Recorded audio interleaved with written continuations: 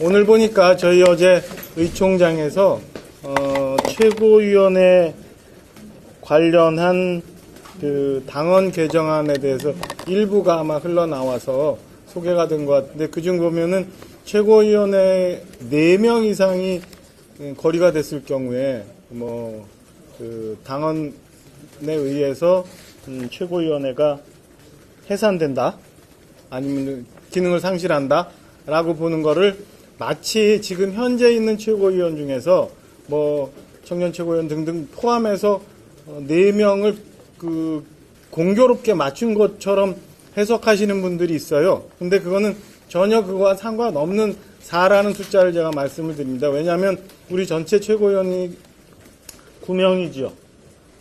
9명으로 되어 있는데, 이 중에서 4명 이상이 거리되거나 사퇴를 했을 경우 전체 9명을 뽑았던 당시의 전당대회의 성격 내지는 그 최고위원의 성격이 좀 훼손될 우려가 있어서 4명이라는 숫자가 나온 거지, 오해하시는 것처럼 공교롭게 4명을 만든 건 아니다라는 점을 좀 말씀을 좀 드립니다.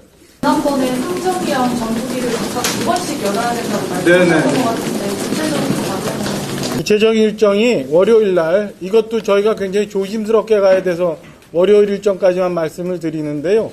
상전위 이후에 그 똑같은 과정을 한 번씩 더 거쳐야 돼요. 그러니까 비상대책위원장 그 추인에 대한 임명 승인에 관한 건에 대해서 상전위가 의결을 받아야 되고, 이에 따라서 전국위가 또 한 번 여쳐지고요.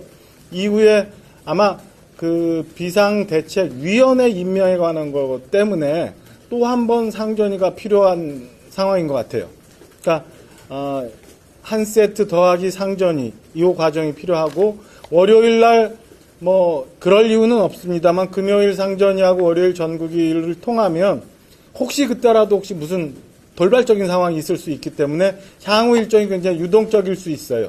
그래서 우리가 전혀 문제 없이 진행이 된다면 9월 8일 아까 말씀드린 것처럼 끝나지만, 혹 여기서 돌발 변수가 발생하면 일정이 좀 흐트러질 것 같아서 이후 일정은 좀 전에 말씀드린 것처럼 상전위 전국위의 한 세트, 그리고 이후 비대위원 추가 임명을 위한 상전위가 한 번 더 열릴 수 있다. 열려야 모든 절차가 맞춰진다라는 말씀 드립니다. 그러면 9월 5일 이후에 비대위원장 임명을 위한 상전위와 전국위를 따로 열겠다는 말씀이신 거잖아요. 그러면 비대위원장 후보 인선이 어떻게 되는 건가요? 비대위원장 후보 인선에 대해서는 제가 현재까지 아는 바 없고요. 일단은 말씀드린 것처럼 상전위와 전국위의 당헌 개정안이 무사히 잘 통과되는 1차 단계를 좀 지나고 나서, 그거는 제가 좀 파악이 되는 대로 말씀드릴게요. 아직은 제 머리가 거기까지는 못 가 있습니다. 이준석 전 대표가 이제 새 비대위 꾸려지면은 국적대행 예고를 했잖아요. 이제 그런 거에 대해서 국민의힘 내부에서 이제 좀 대응이나 좀 준비가 있어야 된다고 생각을 하는데, 그에 대해서는 어떻게 논의되고 있는지. 그건 오해의 여지가 조금 있고 그렇긴 한데요. 일단 현재 있는 비대위원에 대한 가처분 신청은 들어간 걸로 알고 있어요.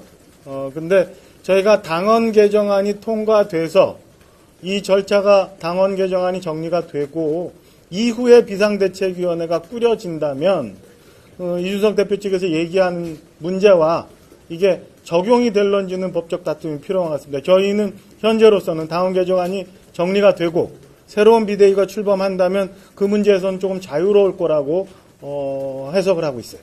최고위원 4명 아까 초반에 설명하신 거예요. 네. 근데 최고위원 중에서 이 4명 공격이 맞춘 게 아니라 그 당선대회에서 뽑히는 성격이 좀 훼손되는 우려가 있다라고 말씀하셨어요. 네네. 성격이 훼손될 우려라는 게 어떤 거죠?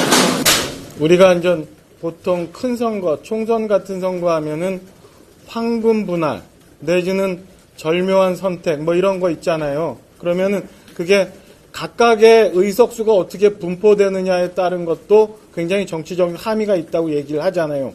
전국이 이 최고위도 마찬가지예요. 전체 9명 정원 중에서 4명 이상이 비게 되면 그때 당시 있었던 전당대회 정신이 왜곡될 수 있다는 취지의 말씀입니다. 그러니까 2명, 3명까지는 보궐로 결혼을 충원할 수 있어도 4명 이상의 결혼이 생기면 이거는 당시 전당대회의 당심을 제대로 반영하지 않을 수도 있다라는 우려가 있어서 저희가 최소 5명, 그러니까 4명 이상 이 거리를 얘기한 거지, 이게 남은 비대위원, 지금 최고위원들 숫자에 맞춰서 딱 4명을 어떻게 만들었다는 일각의 해석은 이거와 전혀 관계없다는 그 말씀을 드린 겁니다. 지난번에 조영 비대위원장을 이제 후보로 지명했던 거는 권성동 원내대표께서 당대표 직무대행으로서 하셨던 거잖아요. 당대표 직무대행이 아니라, 그건 좀 복잡해지는데, 말씀하세요. 이번에 새 비대위원장 후보를 지명할 권한은 그러면은 여전히 권성동 원내대표께서 비대위원장 직무대행으로서 갖고 계시는데요.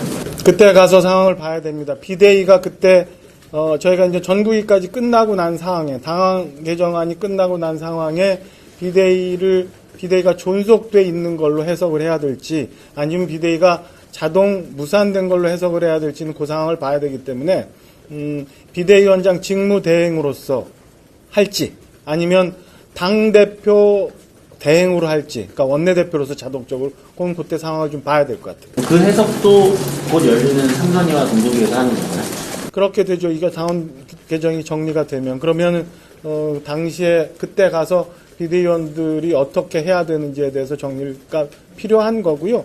현재는 비대위원회의 해산에 대한 규정도 없어서 지금 애매한 상황이고, 그러니까 권성동 비대위원 외에는 이 두 가지 모순적인 상황을 동시에 해결할 수 있는 권한을 가진 사람이 없어요. 그러니까 당대표 직무대행을 할 수 있는 원내대표로서의 지위, 그 다음에 비대위원장 직무대행을 할 수 있는 비대위원으로서의 직무를 유일하게 권성동 원내대표가 갖고 있기 때문에 이런 과정이 가고 있는 거거든요.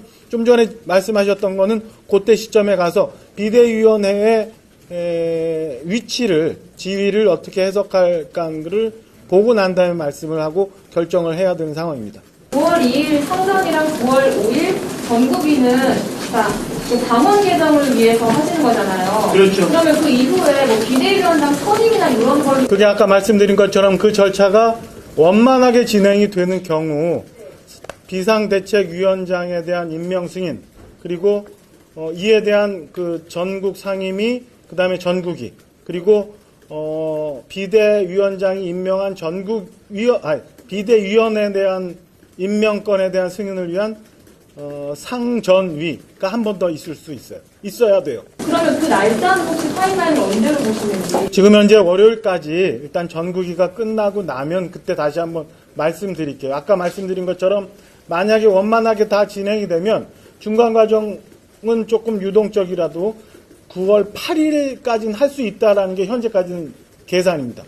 그 과정에서 이진석 전 대표가 추가 가처분이나 이런 과정 자체에 대해서 가처분을 다시 해도 법리적으로 문제가 없다고 지금 현재 저희는 새로 출범하는 비대위는 그거하고는 별로 법적인 다툼의 여지가 없다고 해석을 하고 있습니다.